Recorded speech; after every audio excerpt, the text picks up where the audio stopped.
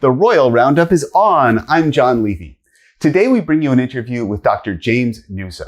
We'll talk about the science of exercise physiology, the philosophy of objectivism, and Dr. Nuzzo's research into the United Nations, demonstrating that it dedicates many resources specifically for women, but almost nothing for men. He asks if that's the right balance. But first, let me tell you about Roil. Roil is a better way to enjoy content online. It allows you to track many sources all at once in a way that you control. It uses content interconnection to break free from tech monopolies, and it is full of content and great to use. I hope to see you on Roil. Also, if you are a creator who would like to appear on the Roil Roundup, please email us at bookings@roil.com. Now, my conversation with James Nuzzo. Let's go.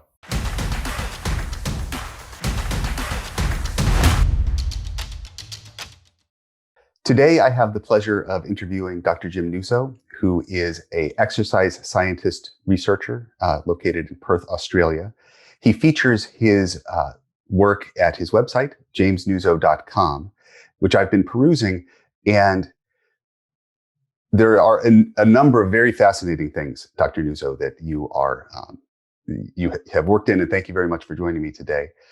I'd like to structure the conversation, having looked through some of those materials, into three topics. So the first topic is exercise science, which is your profession. The second topic is objectivism as a philosophy, which is something you espouse. And then finally, you've conducted other research in the documenting of disparities as to the attention paid to men's issues versus women's issues by global organizations. So again, thank you for joining us, Dr. Nuzzo, and let's start by talking about exercise science. So Sounds good. It seems to me that perhaps of all areas of academic study, there's no area with a greater gap between the immense public interest that people have in, well, how do I need to be working out? What's the right thing to do? Relative to the amount of solid expertise scientifically provided. And flooding into that gap, we have innumerable fitness influencers and diet trends. And one of the things that you've documented in your research is a very rapid growth in exercise science over the last roughly 15 years. But how do you react to this issue, that there's an urgent thirst among the public for all kinds of reasons, vanity reasons and health reasons, to find out how should they be exercising? What's the role that exercise science plays in the past? What role is it going to play in the future? Could you talk to those issues? Yeah, wow, there's a lot to cover there. I'm not sure I have all the answers, but I guess what we'll start with is the growth of exercise science. So it's been around as a field for a few decades now. It's sort of the evolution, I guess, of physical education in the US, which really got started in the sort of like the 1890s, mixed in or sort of coming together with biology, basically. And what I have noticed as someone that's been an exercise science student and faculty member and researcher is this growth of the field itself. So I guess let's just talk about that first. And but what's been amazing to me is that no one has bothered to quantify it. And the reason why I think it's important to quantify it is because I've graduated with fellow students, and after they're done, they don't necessarily go on and use their exercise science degrees. They might go sell cars or mobile phones or insurance or something like that. And that has concerned me quite a lot, that universities are really taking up a lot of students into these programs, but then when they go out, there's not necessarily the sort of right infrastructure for them to sort of get into positions with just a bachelor's degree in exercise science. So that's one reason why I studied it, because I was like, geez, we got to have a baseline here. We have to start with quantifying how big the field is getting. And what I found was that it's basically the fastest growing academic major in the United States as far as bachelor programs go. It depends exactly how you want to look at it, but it's one of, if not the fastest growing majors. So I guess that's sort of the baseline to start at. And then when it gets to this question of this sort of thirst for knowledge on exercise, I guess I don't really know what the proportion of the population is that is interested. I definitely know there is a lot of interest, but I don't know. There's some people that seem very, very disinterested, and in fact, they're the ones that are probably sitting on the couch right now watching reality TV or something. So but I do know that there is within the people that are interested, they are very interested. They're consuming different magazines and blogs and everything, and everyone wants these sort of quick solutions. Go ahead. Yeah. Well, if I might share an image to illustrate what people are consuming. Okay, so this is so what I'm showing now is an image of a variety of fitness influencers, and the way that people are receiving this information is typically via social media by people who build themselves up to become terrific specimens, who then enhance the pictures in a variety of different ways. So you can see the influencers we're dealing with. They're people that would you say that these physiques are natural or realistic or attainable with typical genetics? All right. Well, these guys are probably some, I shouldn't say all of them, but they're likely taking some ergogenic aids of some kind. I'm not going to comment on any particular individuals. And they also have a tendency where you might find that things in the background that should be straight lines, sort of like you can see this gentleman has this straight line in the background sort of curves outward as though making room for his arm, or in evidence of altered photographs. You can see where this is the kind of information that people are receiving through social media. And you mentioned that, well, there's a lot of people who you might infer are not interested in fitness. And I think that the subset of people who are highly interested but don't know how to even get started and are bombarded by advice that might not be particularly helpful, I think that's a large group of people. What kind of exercise, based on your expertise, what kind of exercise would you recommend? And I know that you're not necessarily, you're a researcher, you're not an influencer, you're not necessarily selling a particular workout plan, but what does the science tell us? I mean, I would say people have to start ignoring some of these images. Find ways to just, I don't know. I know it's hard because we're sort of bombarded with images like that quite frequently, but I think people need to, I guess, understand that. So you could have people doctoring the photos up. So that's one issue. But to the extent there might be, people that are getting closer to those builds, I mean, those people spend a tremendous amount of their time training and taking supplements and as a result, sort of excluding other things from their life. So I think you have to get that out of your mind. Like if you're just a person that's looking to start an exercise program and just build up your strength, get a bit more toned or lose some body weight, like you can't expect to be. First of all, you shouldn't necessarily want to be something that looks like that, but you can't expect to get there right away either. This is the thing with exercise. The key to it is adhering to the program. And almost any program that you do will be good and help you. But adherence is the biggest problem. And this is particularly relevant right now because we're in the first week of January. So everyone starts off with these grand goals that, I'm going to do this. I'm going to go to the gym 5 days a week and do this. And it's if you're going from nothing to like 5 days a week, it's too much too soon. You're basically just going to sort of burn yourself out. So what the research does tell us, so we need to come back to that topic. what we're finding out is you don't have to do as much as sort of previously thought. And so this is where you get things like HIIT classes, like the high intensity interval training and these sorts of things where, and also another term that's being used now is called minimal dose or minimal exercise dose, where researchers are interested in identifying the minimal amount of exercise that someone can do to get a decent effect on whatever outcome it is, whether it's muscle strength or muscle size or mental health outcomes. Minimal effective dose is the term. So we are getting interested in that. And the reason that exercise science researchers are interested in it is because we know adherence to exercise is really, really poor. And we also know that the number one cited barrier to participation in an exercise program, it's been known for decades. It comes out in every single study. The number one barrier is time or perceived time. I don't have enough time to go to the gym. I don't have enough time to go walk around the park or whatever it is.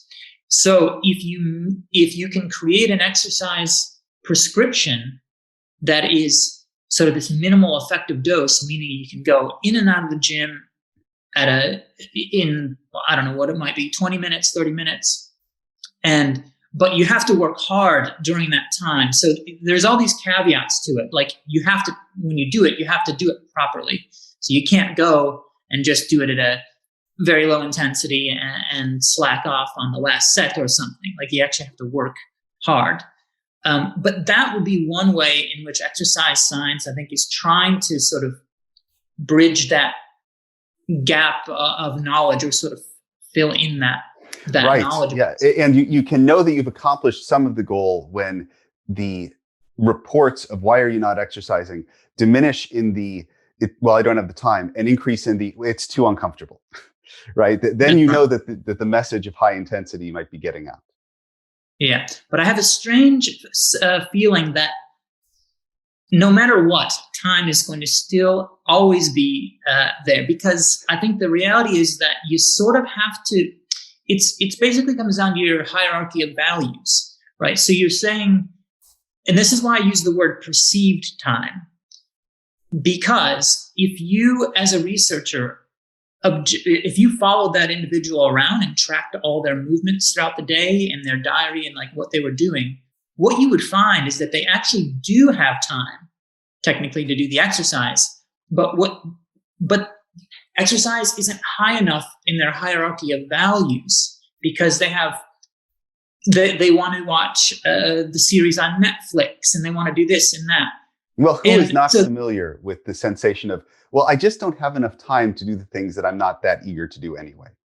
Yes. But it sounds like this is truly the Lord's work that exercise science is doing now, which is to identify what is the minimum that's going to get appreciable results.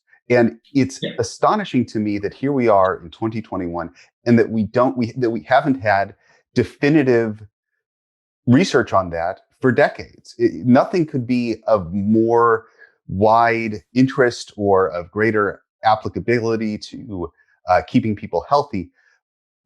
Is it a function of the funding model? I mean, if you're producing a new drug that you're going to be able to sell and patent and have a big revenue stream from, I can understand that there's an incentive to put a lot of time and money into that type of research. But who's incentivized to fund exercise science that is this kind of useful general information? Yes, I guess, I mean, we sort of have known, at least in the sort of academic research setting, what people need to do. We have organizations like the American College of Sports Medicine that do have recommended guidelines. But so now, I don't know if you've heard of this or not, but exercise is medicine.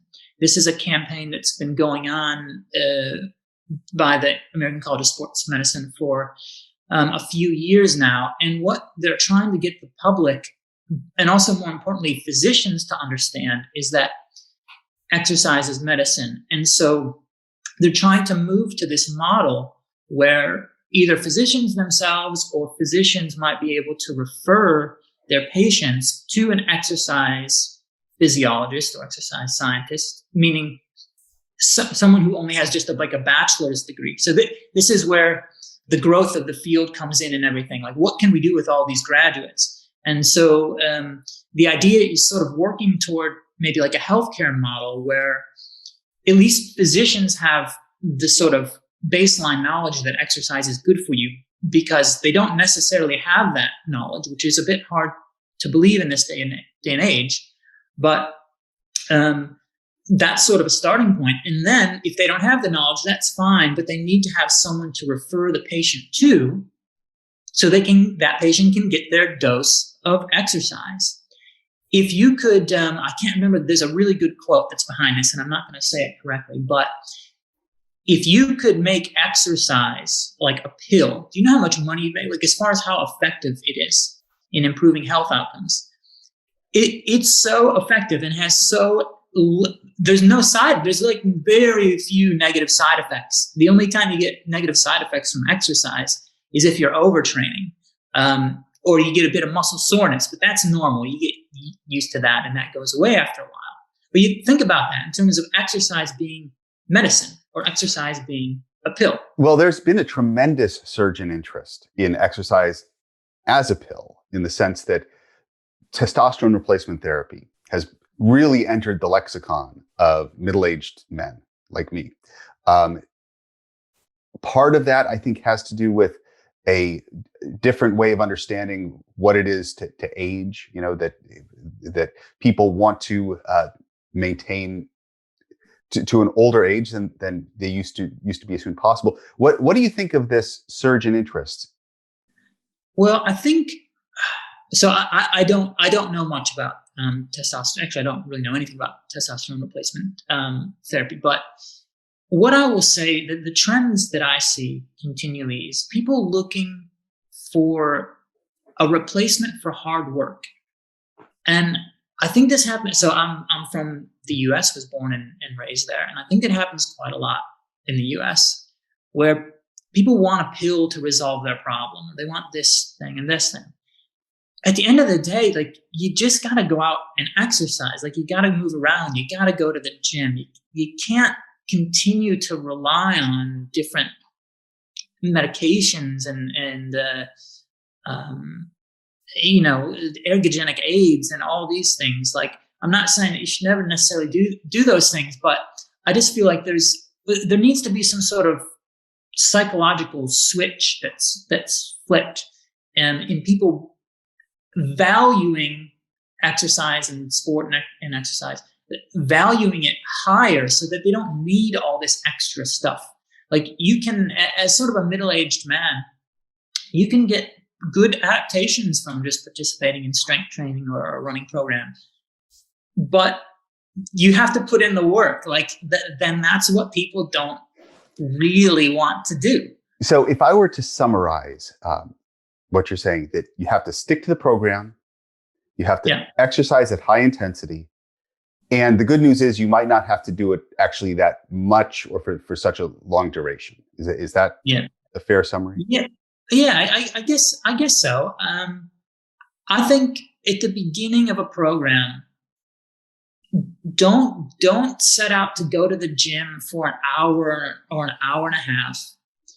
In fact, I would like to one day maybe do an experiment, and I might recommend this to people. It sounds a bit goofy, but if you're someone that's never really gone to the gym consistently before, I might go as far as to recommend that you prove to me as your trainer or coach that you can actually just go to the gym, let's say 3 days a week for so many weeks. Just go to the gym, walk around for 5 minutes, and then go home. So prove to me that you are actually willing to travel to the gym that many times.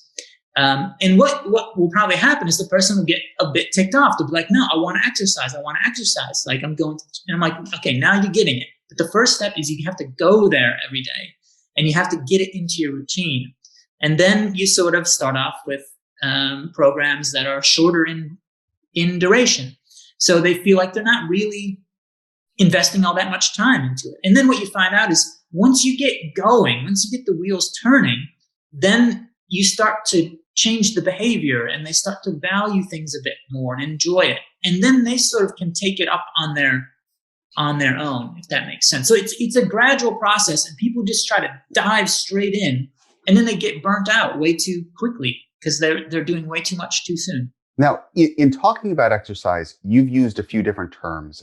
You've talked about the hierarchy of values that people have in their internal value system. You've talked about the necessity of doing the work, and that not everybody is in a state of mind to do that. And those concepts sort of relate, in my mind, to objectivism as a philosophy. Now, I don't know that much about objectivism. I understand that you espouse it. I understand that Ayn Rand is sort of the central figure in forming objectivism. And the books that get pointed to, The Fountainhead and Atlas Shrugged, are enormous tomes that I've never been able to get through. And so I don't know, I have only a limited understanding of objectivism. You wrote a novella, Ellie, which is also an objectivist parable, but you did us the favor of not being like Ayn Rand and making it a 6-month project to read this book. It's a book that can be read in a day. It's fairly short and concise. But could you explain to me, who I'm a neophyte, what is objectivism? It looks to me a lot like libertarianism. What's the difference?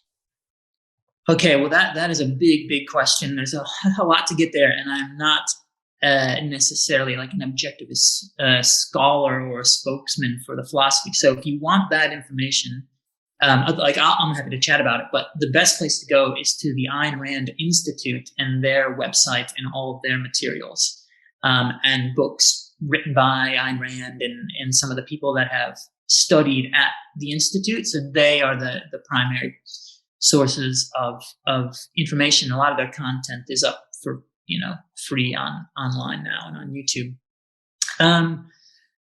And also my novella is, I don't know if it would get Ayn Rand's nod of approval. I'm not sure that it is all in line. But one of the main threads of the novella Ellie is the notion of liberty and individual choice and personal responsibility and these sorts of things. So I think there are definitely, obviously, some threads in there. I'm not sure if she'd be a big fan of it or not.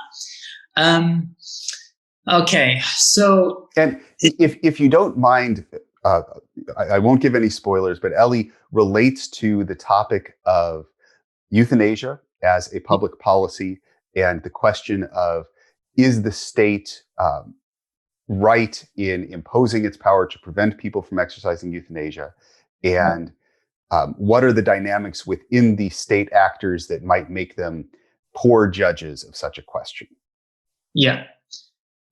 So that's basically the theme of the novel, is basically the ethics of euthanasia. So within the dynamics of the story, I sort of present what I have just sort of observed myself as being the various sort of ethical schools, like sort of against it and that sort of thing, and being more of the libertarian sort. I think individuals should have the ability to choose whether they want to do that rather than to have to suffer, and it shouldn't be up to the state. Now, that's not to say there shouldn't be any sort of oversight or anything of the process, but I think what I'm getting at is just more of the fundamental aspect of it, and sort of relating it back to the connection that you said, libertarianism, objectivism is the same thing. So it's so objectivism is a full philosophy, and so politics is only one aspect of philosophy, and it derives from ethics.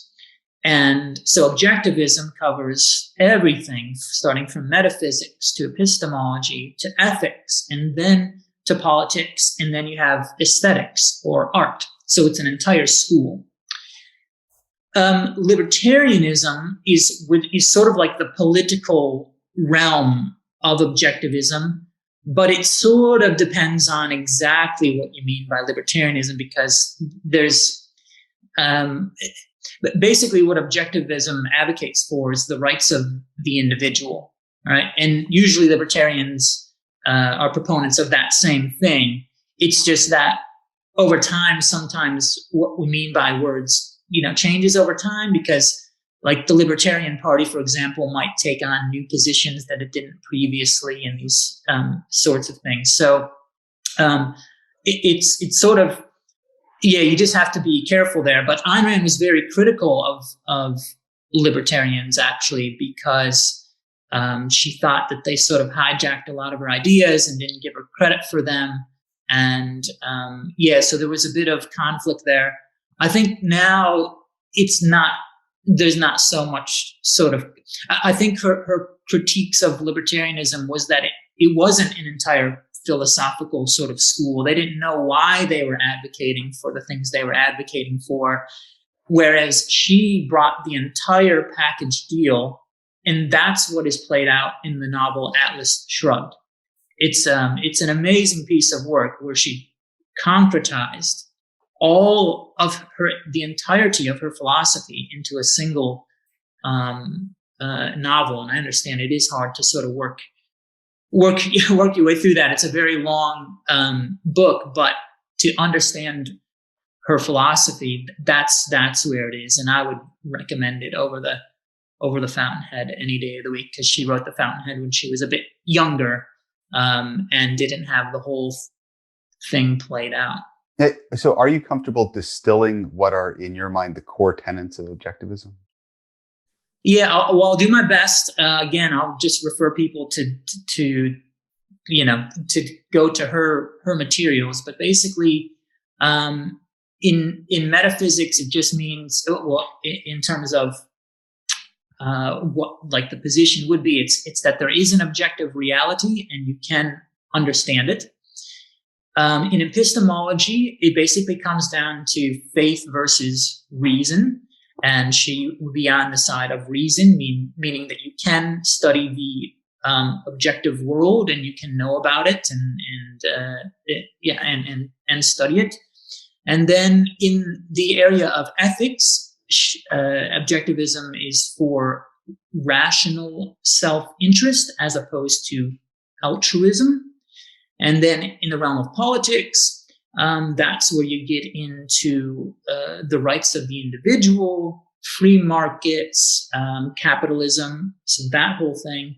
And then in aesthetics or art, what she would call romantic realism, which would be sort of contrasted with something like naturalism. And the big difference there is that in romantic realism, you are depicting characters who have free will. Whereas in naturalism, it's like, people can't control their life outcomes and they just sort of get like smashed and run down by society and things around them. But in romantic realism, you depict people having to make choices and overcoming challenges throughout the story, such that they're aiming to sort of achieve some goal, whether it's their pursuit of the person they love, or their career goal, or, trying to defeat the enemy or something. So, and that relates back to the metaphysics of the philosophy and whether or not people have free will or not. So basically, she ties all of these bits and pieces together. And to be honest, this has a lot of implications for what's going on in public health right now, which is this notion that so social determinism is very popular in public health right now, where what's happening is that public health academics are sort of saying, people's health outcomes are determined by their environment. They're socially determined. And people basically don't have any choice or individual responsibility for their health. So there's been editorials published in major medical journals about the people who are overweight and obese can't control their body weight, that it's all determined by the obesogenic environment, meaning that all the food and stuff that we see in the supermarkets and the supersized drinks at, fast food restaurants, and people can't control their body weight. Like, these are things that are being said in academic journals right now. So you can see how, like, something like objectivism, which says, no, people do have free choice. They do have the ability to think and to reason and to make choices.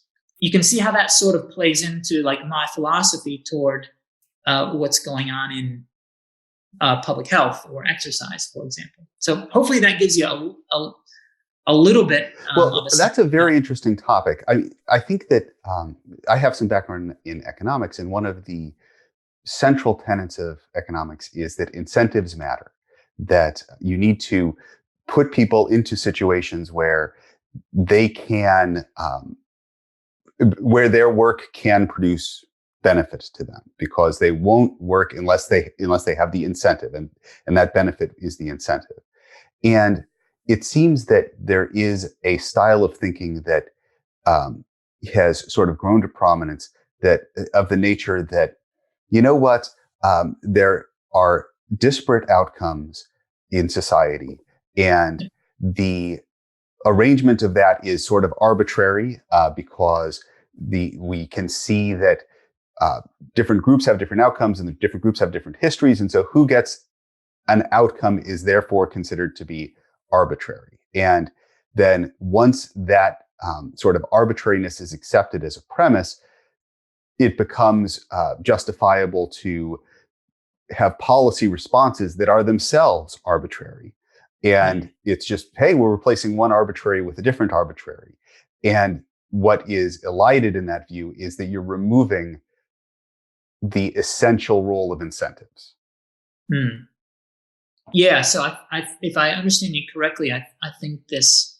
So what happens is, once you establish a philosophy that people are socially determined in terms of their health outcomes, then the only way to solve the problem then is to change people's environments. And usually what that entails, or at least in terms of these public health academics, is them developing policies and programs to help people get better health outcomes.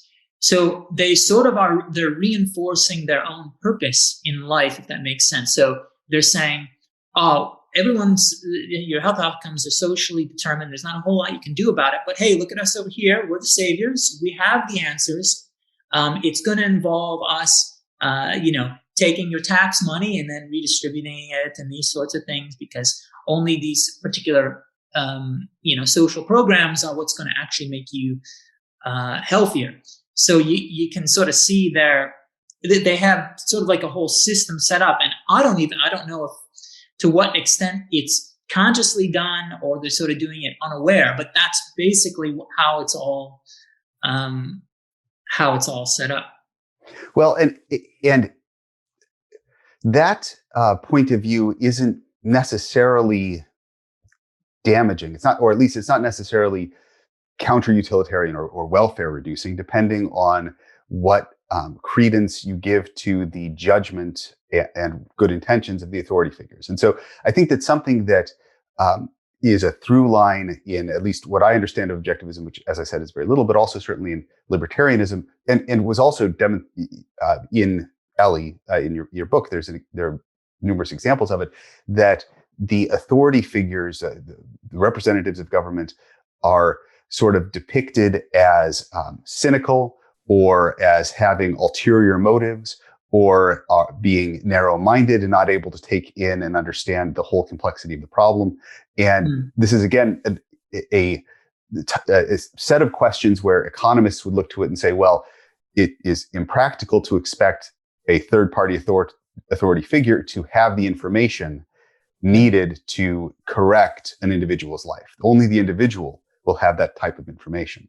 And so this brings us to the third topic of conversation, which is the extent of trustworthiness of these authority figures. And so you have noticed disparities in the attention that multinational organizations give to various issues, really running along the lines of, issues that affect women get a great deal of attention. Issues that affect men get a markedly reduced amount of attention. And um, in your work, you have demonstrated that on many different dimensions. So, for example, you demonstrated that the United Nations has many different days of observance. Okay, so a day of observance is on such and such day. It is recognizing such and such thing, and very few for men, arguably none for men, and Yeah. a more significant number for women. And then similarly, Twitter accounts. So there's Twitter accounts for promoting women, and Twitter accounts for promoting men are absent. Am I describing your research in that area accurately? Yeah, so let me tie in, I guess, a bit of the objectivism here. That's the best I can, I guess, and how it informs what I do. So it's rooted in an objectivist sort of epistemology. So you can study the world, and it shouldn't be necessarily like a subjective form of epistemology. Well, to my understanding of feminist theory and epistemology, it's very subjectivist based, meaning that it doesn't really have a lot of interest in the facts or in science. And that concerns me quite a lot. And over the years, the past couple of years, I have become concerned of the influence along with, so it's like a combined influence of the social determinism thing with sort of the feminist theory that it's having in the realm of public health and exercise science. And what has quite amazed me is the degree to which these certain narratives continue to go on. But if you just look at the facts, when you're talking about health differences between men and women, there's quite a lot of difference in the terms of men not faring so well right now. But that's not what all the public programming is for. It's all for women. So let me give you an example. This is a bit of a long-winded story, but what happened was in the 1980s in the US, there was this concern about women being underrepresented in research, meaning as research participants. So we didn't have enough knowledge about women's health because they're not research participants in studies, and we need to change all this. So the Congress eventually passed this legislation in the early 90s that established the Office for Research on Women's Health within the National Institutes of Health in the US. And the goal, one of the major goals of this this office was to increase the number of women as participants in research, and then they got involved in other things as well.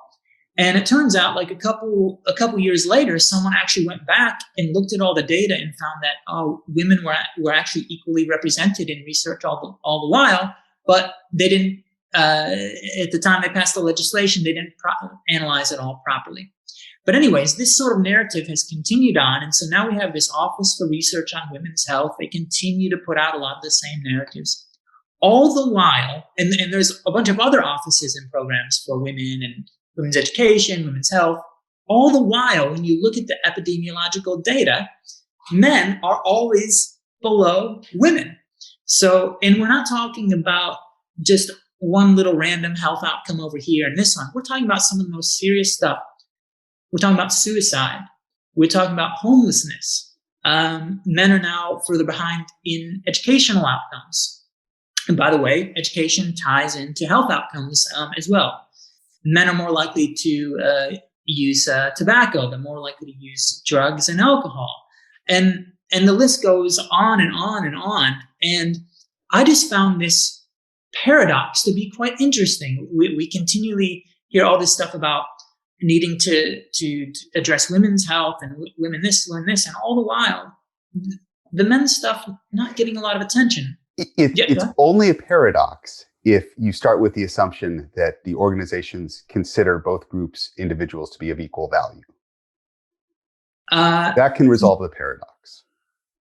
Yeah. Now, so I guess the way I was viewing it as sort of a paradox is that you sort of hear that it's sort of the women that have it sort of so bad or something, but then what you realize is it's actually the men that have the worst outcomes, yet are not the ones that have the programs sort of dedicated to them. So I guess that's sort of where I was viewing it as sort of like being a bit of a paradox. Now, some of the disparities in treatment that you have identified in your research could fall under the category of, well, there's an imbalance to correct. So, for example, days of observance that I mentioned, or the number of Twitter accounts. So somebody at the UN might be thinking, well, of course, we are trying to be biased in this direction because we are correcting for centuries, et cetera, et cetera. Mm-hmm. So I think that your focus on the health outcomes is actually quite valuable in that men are not as healthy and they have worse health outcomes. They have sort of forever, basically, at least to my knowledge. And yet the focus is still not there. And the discrepancies, so that the multi-year, 5 or 6 year difference in life expectancy, for example, is sort of taken as, well, that's just inherent. We are very much discouraged to look, in most cases, at sex differences in outcomes and go, well, it must be inherent, right? So if certainly, like the breakdown of engineers, we're discouraged in suggesting that it might be inherent. But the idea that life expectancy should be as different as it is, or perhaps should be more different than it actually is now, because otherwise you wouldn't have the emphasis in women's health at the expense of men's health. So do you, as an exercise scientist, have any opinion on this question of, is the difference in life expectancy inherent? How would we know to what extent it's inherent and to what extent it is based on life experiences? Well, you know that it's partly not inherent or just purely biological, just by the fact that a reason that a lot of for the difference or sort of gap in life expectancy is because men commit more suicide. They're more likely to die on the job from an accident at the job. They're more likely to die in wars. They're more likely to die from homicide. So, I mean, those things will have biological correlates to them, but those are surely things that can sort of be addressed through like education and different ways. So it's not. I have seen it before. Like I think some people are trying to argue that it's sort of a purely biological thing, and I just don't buy it. I think it's a complicated, an interaction between biology and environment. So, yeah, I think like just getting back to the paper that I had on showing the bias of the United Nations and the World Health Organization, where they're not even acknowledging. It's not even just that some of these organizations aren't acknowledging men's issues. It's that they are sometimes putting men in a very sort of negative light. Like sometimes like the UN women's Twitter feed will post something that, like, if you really think about it, it sort of makes it seem like guys don't do anything, like they don't add any contribution to, the family or anything like that. And I'm all for criticizing men when they deserve criticism, because I think there does need to be a lot of, like, at an individual level, a lot of behavior change. But at the same time, you have to be willing to acknowledge that they do some good things for us every once in a while, right? And so it's I'm just concerned about this this sort of lack of attention to, first of all, sort of men's issues, but then also at the same time, like, showing men continuously in a very negative light. It sort of removes a man's feeling of purpose in life. It's like, well, geez, if you're not going to recognize that, I work my butt off and put in a lot of overtime to make not only my family's life better, but even just sort of society in general, then you are really sucking the purpose, or one of the major foundations of the purpose of my life out of me. And then you can sort of see, I don't want to make like too big of a jump, but you can start to see when people start to feel a lack of purpose, where there might be a more inclination towards something like depression and then suicide. So yeah, I think what I'm trying to do is just sort of bring attention to the bias that exists out there at the moment. And I think that that's wonderful. So, have you heard from the UN or the WHO since you've brought to light how they're not uh, addressing their attention in a way that really mirrors where the problems are? Have you heard from them reaching out saying, thank you, Dr. Nuzzo, for letting us know? We had no idea and we're going to try and correct this. Has anybody communicated with you like that? No, they haven't. I don't know that they're even really aware of my findings. I'm not sure that they truly have an interest. I don't know at this point how much of it is conscious discrimination versus how much is sort of subconscious bias. But no, I haven't heard from anyone. Well, I'll just go ahead and share something briefly. So this is from the World Economic Forum. This is a methodology for their Global Gender Gap Index. And you should be able to see it. And so I'll just read from it. So the index rewards countries that reach the point where outcomes for women equal those for men, but it neither rewards nor penalizes cases in which women are outperforming men in particular indicators in some countries. Wow. Okay. Okay. So their sense of when the world is right, when a country scores well, is if women are doing better than or equal to. But that the concept of men as disadvantaged is just erased by their basic methodology. Yeah. It can be very discouraging. I understand what you were describing, that men are in a position of seeing their issues dismissed or ignored at all levels, from multinational institutions down to just more common. And I think that your work is fantastic in bringing to light and documenting these facts. And I'm curious, from the perspective of a person guided by objectivist philosophy, and granted that in men's lives, they're not going to be able to make any changes in a practical way. Just the regular guy, not going to be able to make any changes to these global facts. And so how might men apply objectivist philosophy to deal with that conundrum? Or maybe there's no answer to that, but.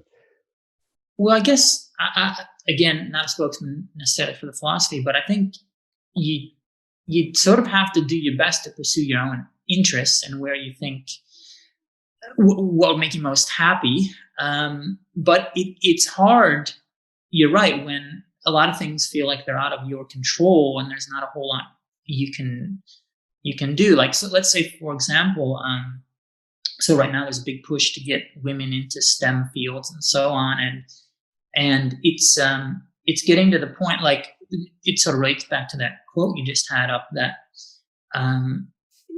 it's likely there might be less positions for men in some of these fields, and that might be their interest to get one of those positions, and they might have trouble finding work in that area.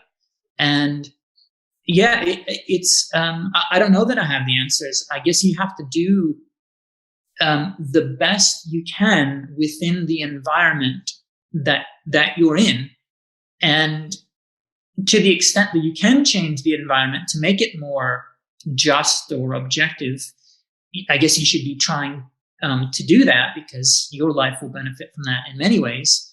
If you have sort of limited ability or control to be able to change that environment, I guess you have to do the best within it that you can, and shouldn't necessarily feel terrible about yourself if maybe you're not getting that top engineering position, because you should know the fact that that there is maybe some things going on that are out of your control that are preventing you. But at the same time, you can't just give up. Like, that's not going to be good for your self-esteem either. Like, you need to keep pushing to the best that you can do while just understanding the facts of reality. So if you're giving it the best go that you can give it in a really bad environment, you should still, I don't know, feel that you are still doing good, I guess, for yourself. So hopefully that gets to maybe what you're getting at. I appreciate that answer. Yeah. Well, Dr. Nuzzo, it's been an absolute pleasure to talk with you. You've been, as we've covered, involved in a wide array of very interesting research topics and interests. And thank you again for your time. Thanks for having me. I hope you enjoyed my conversation with Dr. Russo. I'll leave you with one more thing about Roil. Roil can be a bit hard to explain because it's a new model. It isn't copying any other website. Roil's principle is to help smaller websites thrive by channeling users to them. Roil isn't trying to be the website where you spend all of your time. More like spend 20% on Roil and it helps you stay in touch with 50 different sources all over the web that you enjoy. I'm not going to explain it all here, but you can click on the link in the description for a short video on how Roil works. Thank you for watching, and I hope to see you on Roil.